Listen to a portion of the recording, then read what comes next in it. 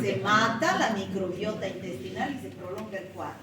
Entonces, mejor no dar antibióticos, solamente tratamiento sintomático y más bien dar probióticos, ¿no?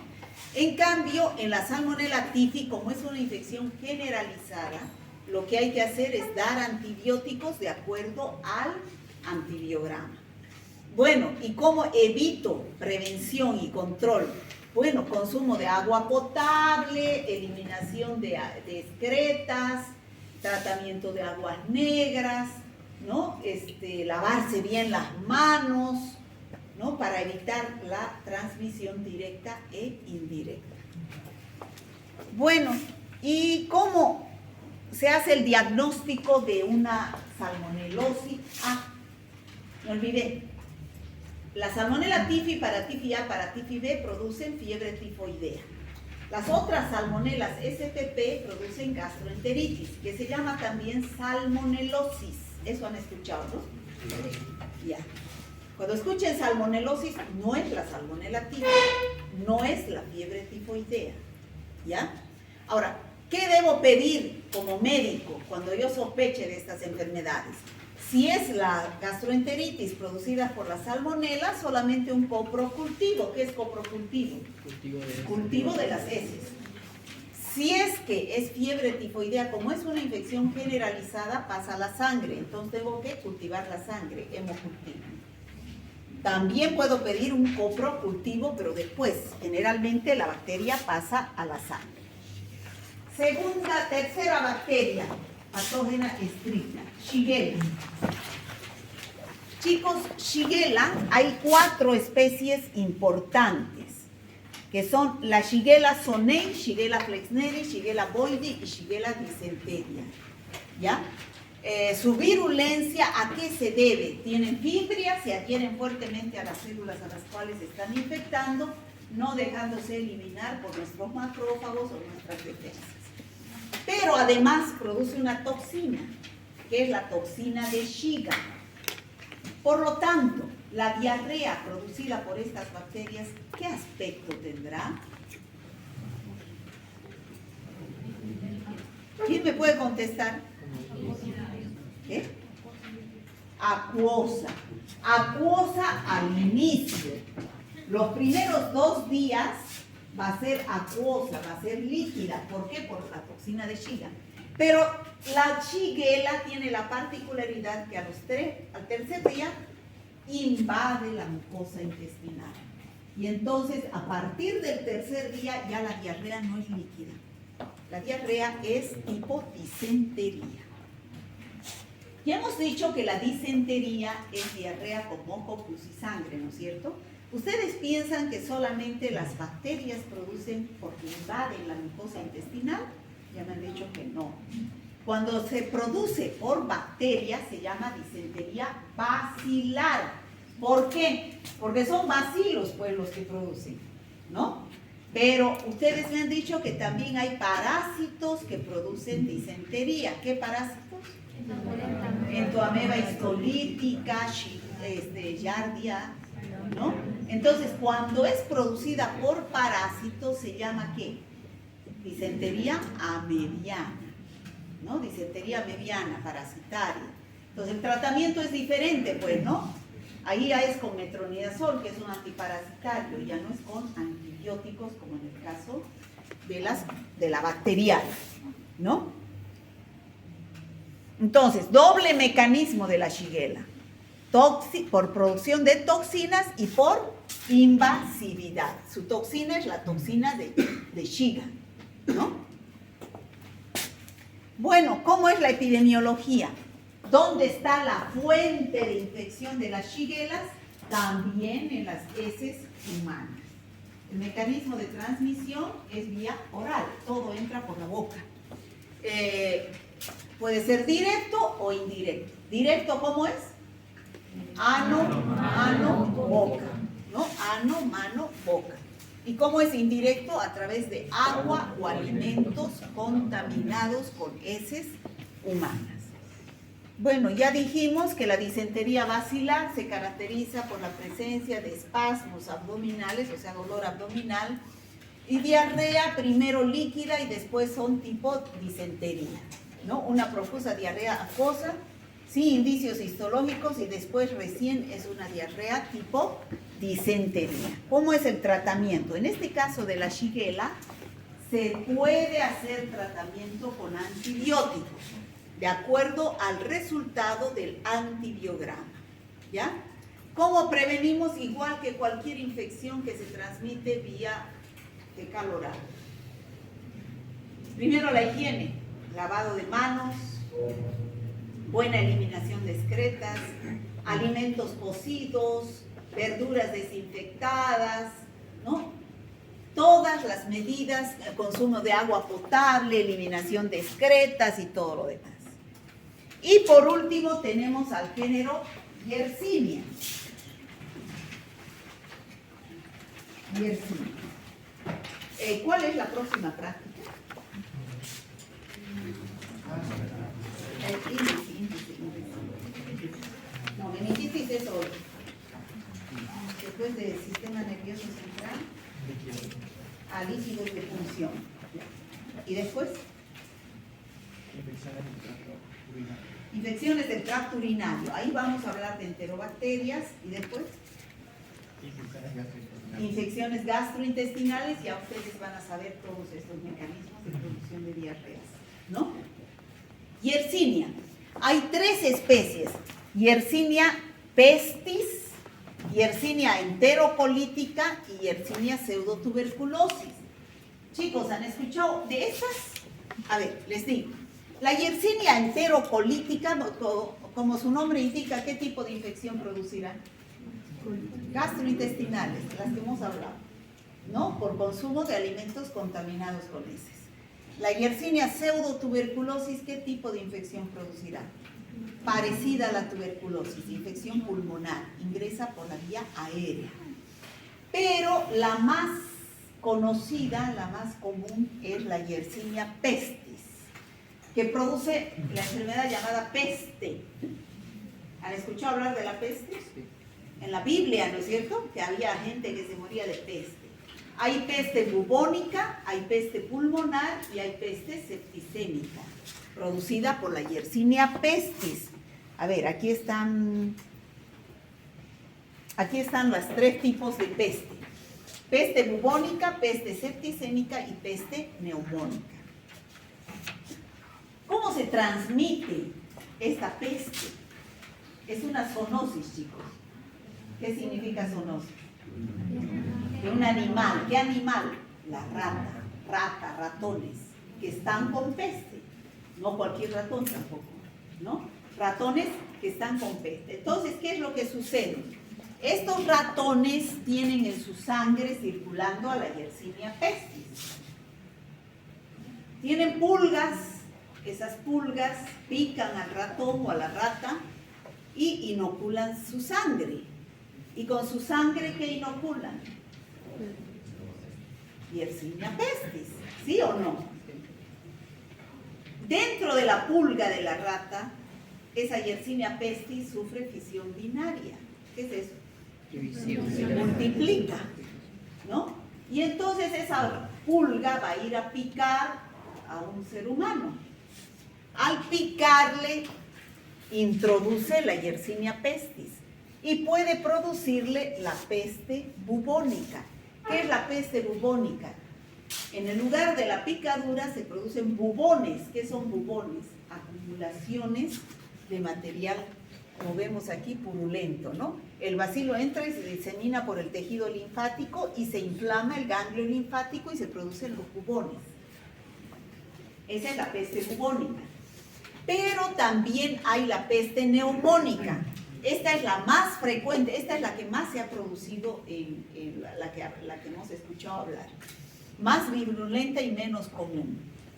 Porque es una diseminación secundaria de la forma bubónica. Es decir, primero da los bubones. Esos bubones que tienen los pacientes contaminan el aire. Y en ese lugar donde hay aire contaminado se inhala gotitas y va a los pulmones y produce la peste pulmonar. ¿Ya? Y la peste septicémica, que es una consecuencia de ambas. La bacteria ya va a la sangre y se produce el cuadro más grave. donde se veía que moría la gente hasta en las calles, ¿no? Por peste. Bueno.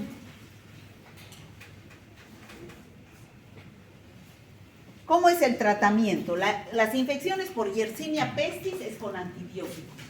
¿No? ¿Qué antibióticos? Streptomicina, tetraciclina. ¿Cómo podemos prevenir la peste? Evitando pues su fuente de infección. ¿Cuál es la fuente de infección? Las ratas, ¿no es cierto? La pulga de la rata. Es un vector, es la pulga de la rata, ¿no? Entonces hay que eliminar las ratas para que no hayan sus pulgas que las piquen, ¿no? Y en el caso de la Yersinia enterocolítica, que es la que produce diarreas, es lo mismo que la Shigella salmonella, cocer alimentos, lavarse las manos y todo lo demás, ¿no? Bueno, hemos terminado con toda la descripción de las enterobacterias. Amplio, ¿no es cierto? Es harto material. Entonces, cuando ustedes sospechen de una de esas infecciones producidas por estas enterobacterias, ¿qué deben pedir? Dependiendo de la localización de la infección, ¿no es cierto? Si es una diarrea, pedirán coprocultivo. Si es una infección urinaria, urocultivo. Si es una sepsis, pedirán hemocultivo. Si es una secreción purulenta, cultivo de secreción purulenta. Si es una neumonía, cultivo de esputo, ¿no? Entonces, en el laboratorio, ¿qué es lo que van a hacer? Todo el análisis bacteriológico que ustedes ya conocen, que dura 48 a 72 horas. Se hace un examen directo, una admisión de Gram, donde se van a ver los bacilos gram negativos, se cultivan en el agar maconque y crecen las colonias.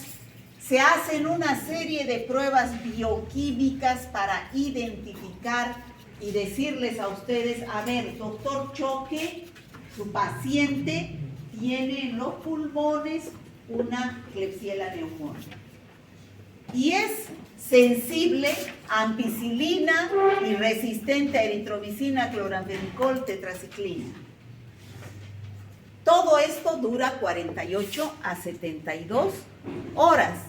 Entonces, fíjense cómo crecen estas bacterias en el laboratorio, las colonias de diferente forma, y es el mismo medio de cultivo.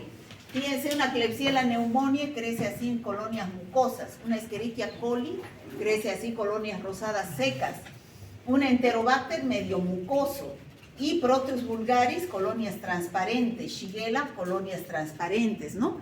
Crecen de diferente forma de acuerdo a cuál sea la bacteria. Entonces, el laboratorio es el que se encarga de identificar a estas bacterias para decirles a ustedes, esta es la bacteria. No es tan fácil el trabajo. Yo doy esta misma materia en bioquímica y a ellos les enseño a hacer toda esta identificación, pero no a ustedes, porque ustedes no la necesitan. Ustedes necesitan saber pedir e interpretar, ¿no? Fíjense, todas estas pruebas bioquímicas se hacen en el laboratorio de bacteriología, donde cada una de las bacterias reacciona de forma diferente frente a los mismos medios de cultivo. Este es un TCI, este es un citrato, esta es una lisina, esta es urea y este es un zinc. Entonces, reaccionan de diferente forma. A ellos les exijo el fundamento de cada una de las pruebas. Por ejemplo, el TCI es un medio que tiene, esto les digo porque acá, para que sepan nomás, por curiosidad. El TCI es un medio de cultivo que se utiliza para identificar a las enterobacterias. Es un tubito que tiene glucosa, lactosa y sacarosa. La bacteria, cuando se siembra aquí, tiene que tener tres propiedades. Uno, fermentar la glucosa, lactosa o sacarosa. Producir ácido sulfídrico que se manifiesta así negro y producir gas, ¿no? Gas. Entonces, cada una de estas bacterias reacciona de forma diferente en el TCI. Esta es sulfídrico positivo. Fermenta la glucosa, pero no fermenta la lactosa. Este TCI produce sulfídrico, fermenta glucosa, lactosa y sacarosa, por eso viró a amarillo. Pero eso no les interesa a ustedes. No, yo les digo, eso es lo que hacen los bioquímicos para poder decirles a ustedes, es una Klebsiella, es un Enterobacter, este es un TCI. ellos me tienen que saber al dedillo el fundamento de lo que sucede en cada uno de esos tubos. ¿Cuál es la reacción bioquímica que produce la bacteria con cada uno de esos sustratos, ¿no? Ahí está el citrato, la ureasa. Bueno, ¿y cómo es el tratamiento, que es lo que a ustedes les interesa de cada una de estas infecciones producidas por estas bacterias? Dependiendo, si es una diarrea, ya hemos dicho que el tratamiento es sintomático. Hidratación, lo más importante. Pero si es una infección más grave, hay que hacer caso nomás pues al antibiograma. Decir cuál es sensible y cuál es resistente, ¿no? Ya hemos dicho que las cepas que están en los hospitales, las que producen infecciones nosocomiales, nosocomio quiere decir hospital. ¿Sabían eso, no? Entonces dice infecciones intrahospitalarias o infecciones nosocomiales. Entonces, esas bacterias que producen infecciones nosocomiales son resistentes a los antibióticos. ¿Está claro hasta ahí, chicos? Bueno, pero ¿será fácil controlar estas infecciones producidas por estas bacterias, chicos? ¿Qué dicen ustedes? ¿Será que pueden desaparecer todas estas infecciones? No, ¿por qué? Porque estas bacterias pues viven en las heces de todo el mundo, ¿no? Viven en las heces de todo el mundo. Es difícil controlar las infecciones porque son parte de nuestra microflora que está en nuestro intestino. Solamente que hay que hacer controlar. Evitar algunos factores de riesgo, como por ejemplo hacer buena esterilización, desinfección de los instrumentos críticos que yo necesito para atender al paciente. Lavado de manos, uso de guantes, uso de barbijo, ¿no? Y para evitar las gastroenteritis, lavado de manos, buena eliminación de excretas, que eso ya lo hemos dicho, ¿no es cierto?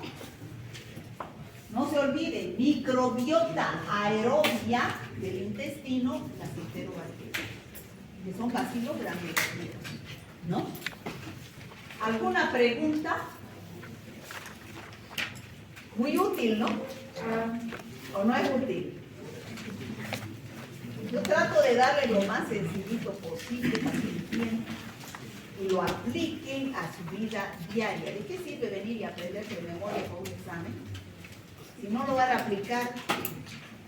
Son cosas que se aplican todos los días, ¿o no? ¿Ah?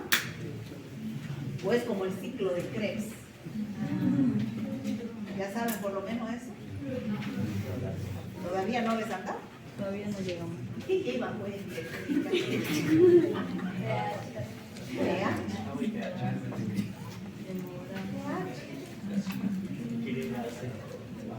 Equilibrio ácido base. Hemos llevado hemograma para hacer prótesis. ¿Y han avanzado? ¿Y han dado primer parcial? Vamos a dar este viernes. ¿Recién para finales? Sí. Con la doctora Hidalgo vamos a dar este viernes. Con la doctora Marta Lectome. Deberíamos haber dado primeros parciales en el mes, en la primera quincena de mayo. Así está el calendario académico. ¿Qué pasa? ¿No avanza? ¿No viene? Ustedes no quieren pasar clases. Siempre se atrasa No le echen la culpa a la doctora. Ustedes seguramente no quieren pasar clases. Es que la doctora Marta nos toma. porque lo explica así a Quiere. profundidad.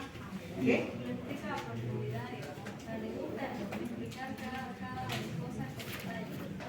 Y después lo alarga. Con la doctora Marta avanza un tema y al siguiente clase lo toma el examen oral de ese tema y también de la clase. Y todo el horario. Sí. Y no terminan al final el programa o avanzan a la velocidad del rayo. Mejor es así, lentito, lentito, lentito, lentito. Pero para eso se hace una carta descriptiva, ¿no? Una carta descriptiva es hacer la plan. Yo tengo planificada mi materia, sé que tengo que avanzar cada día y saben mis auxiliares que deben avanzar cada semana, ¿no? Entonces, si no se puede avanzar ese día, hay que recuperar, porque es una semana más para después, ¿no? Y no acabamos. Bueno chicos, eso es todo por hoy.